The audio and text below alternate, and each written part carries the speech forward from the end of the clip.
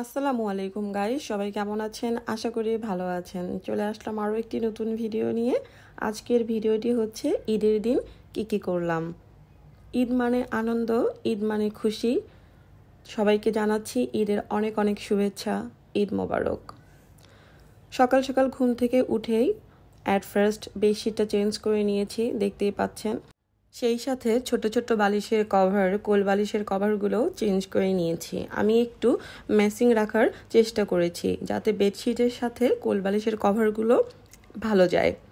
Guys, দেখতেই পাচ্ছেন রুমের যে পর্দাগুলো রয়েছে এই পর্দাগুলোর সাথেও কিন্তু অনেক সুন্দর বিছানার চাদরটা মানিয়ে গিয়েছে। সাথে যে ওয়ারড্রোব রয়েছে এর ফ্লাওয়ার, পর্দার ফ্লাওয়ার এবং বেডশিট অনেক সুন্দর ম্যাচ হয়েছে। গাইজ, আমি কিন্তু বেডশিটটি 1450 টাকা দিয়ে কিনেছি। আর এই বেডশিটটির কালার হচ্ছে পিঙ্ক কালার এবং অ্যাশ কালার। আমার কাছে মনে হয়েছে আজকের দিনের জন্য এই বেডশিটটি একদম পারফেক্ট। কেননা বাসায় যেহেতু আজকে অনেক রকম গেস্ট আসবে, দ্যাটস ওয়াই রুমের ওভারঅল লুকটা দেখতে অনেক বেশি আইসুদিং লাগবে। দেখুন, সকাল সকাল আমি সেমাই রান্না করে নিয়েছি। ঈদের দিন সেমাই না হলে কি চলে বলুন? একদমই না। তো আমি সেমাই রান্না করে নিয়েছি। গাইজ, আপনাদেরকে তো আমাদের কুরবানির গরুটা দেখানোই হয়নি। দেখতেই পাচ্ছেন এটি হচ্ছে আমাদের কুরবানির গরু। সবাই কিন্তু মাশাল্লাহ বলবেন।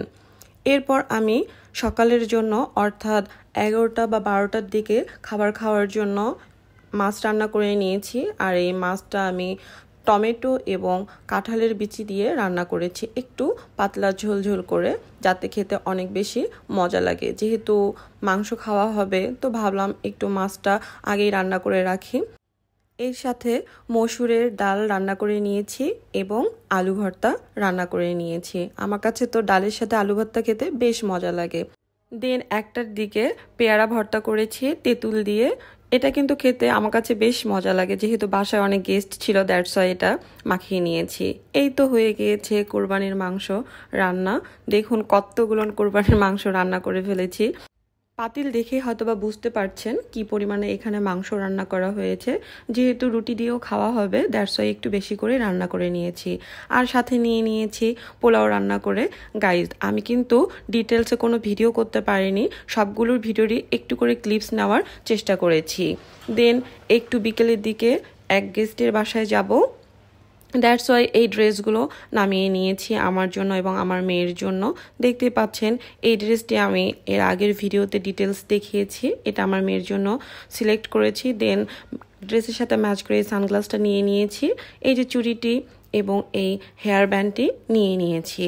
এবার সাথে দেখতে পাচ্ছেন একটি ওয়াচ নিয়ে নিয়েছি আর সুন্দর একজোড়া জুতা নিয়ে নিয়েছি। দেন আমার জন্য আমি এই শুটা নামিয়ে নিয়েছি। আমার কাছে মনে হয়েছে আমার ড্রেসের সাথে এই শুটা অনেক বেশি ভালো যাবে। দেন এই ওয়াচটা ম্যাচ করে নিয়েছি। সাথে নিয়েছি একটি ব্ল্যাক কালারের ব্রেসলেট। আমার কাছে ব্রেসলেট পরতে অনেক বেশি ভালো লাগে।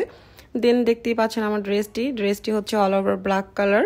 এটি হচ্ছে প্যান্ট আর সাথে হিজাব এবং ম্যাচিং করে ওড়না নিয়ে নিয়েছি। এই হিজাব এবং ওড়নাটা ছিল একটু জর্জেটের আর এই প্যান্টটা ছিল নিচের দিকে কাট ওয়ার্ক করা।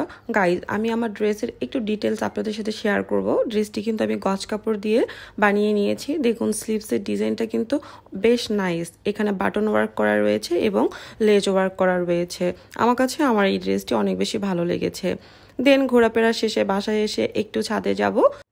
অ্যাকচুয়ালি ছাদে যেতে আমার অনেক বেশি ভালো লাগে, বাট সময়ের কারণে সবসময় ছাদে যাওয়া হয় না। গাইজ, আমি কিন্তু বলে নিচ্ছি এই বাসাটা আমাদের নিজেদের বাসা না, আমরা এখানে ভাড়া থেকে। হয়তো বা আপনারা অনেকেই ভেবে থাকবেন এটা আমাদের নিজেদের বাসা, দ্যাটস ওয়াই জিনিসটা ক্লিয়ার করে দিলাম। আমি যে সময় ছাদে গিয়েছিলাম সে সময়টা হচ্ছে গোধূলির সময়, অর্থাৎ বিকেলের শেষের দিকে এবং সন্ধ্যার কিছুক্ষণ আগে আগে। গাইজ, দেখতেই পাচ্ছেন কত সুন্দর প্রকৃতি এবং তার পরিবেশ, কত সুন্দর লাগছে। চারিদিকে অনেক অনেক বিল্ডিং রয়েছে বিশালাকার। এই বিল্ডিংগুলো দেখলেই বোঝা যায় যে আমি ঢাকায় রয়েছি। আসলেই দেখুন অনেক বাসায় কিন্তু লাইট দেখা যাচ্ছে, অর্থাৎ যেহেতু সন্ধ্যা হয়ে এসেছে এটা বোঝা যাচ্ছে। চারিদিকে কত উঁচু উঁচু বিল্ডিং মাথা উঁচু করে দাঁড়িয়ে রয়েছে এবং উপরে বিশাল আকাশ। দেখতে অনেক বেশি ভালো লাগে, তাই না? আমারও বেশ ভালো লাগে আর এই সময়টা অনেক বেশি ভালো লাগে। বাসাটা কিন্তু এয়ারপোর্টের অনেক কাছেই।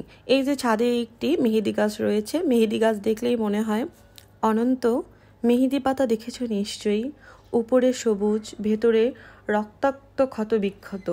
গাইজ, কারা কারা এই কবিতাটি শুনেছেন প্লিজ কমেন্ট করে জানাবেন। আমি তো অনেকবারই শুনেছি। গাইজ, আমার কাছে প্যাকেটজাত মেহেদির থেকে এই ন্যাচারাল মেহেদি পাতার পেস্ট হাতে এবং মাথায় দিতেই বেশি ভালো লাগে, আর এটার কালারটাও কিন্তু অনেক সুন্দর, খুব ন্যাচারাল লাগে। একটু আগে হয়তো বা আপনাদেরকে বলেছি যে আমার বাসাটা এয়ারপোর্টের অনেক কাছে। এই তো একটি প্লেন ল্যান্ড করছে, আসলে ক্যামেরায় কতটুকু দেখা যাচ্ছে আমি ঠিক বলতে পারবো না। দেখতেই পাচ্ছেন অনেক সুন্দর লাইটিং করছে প্লেনে। দেন ছাদ থেকে এসে রুটি বানিয়ে নিয়েছি, চালের গুঁড়ির রুটি।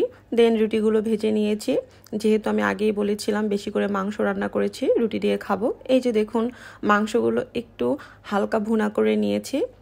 দেন রাতের বেলা মেহেদি দিব। আমি কিন্তু চাঁদরাতে কোনো মেহেদি দিতে পারিনি এবং আমার বাসায় যারা আছে তারাও দিতে পারেনি। সো আমি ঈদের দিন রাতে সবাইকে মেহেদি দিয়ে দিয়েছি এবং নিজেও একটু মেহেদি দিয়ে নিয়েছি। দেখতেই পাচ্ছেন গাইজ মেহেদির ডিজাইনগুলো কীরকম লাগছে। আমি কিন্তু কোনো প্রফেশনাল মেহেদি আর্টিস্ট না, যেভাবে পেয়েছি ওভাবেই কিন্তু মেহেদি দিয়েছি। আমি ঈদের দিন কি করলাম তা আপনাদের সাথে শেয়ার করলাম। জানি না ভিডিওটি আপনাদের কাছে কতটুকু ভালো লেগেছে। আই হোপ ভিডিওটি ভালো লেগেছে, আর ভিডিওটি ভালো লাগলে অবশ্যই কমেন্ট বক্সে কমেন্ট করবেন। ওয়াও, মেহেদিটার কিন্তু ইনস্ট্যান্ট অনেক সুন্দর কালার এসেছে। সো গাইজ, আজ এই পর্যন্তই।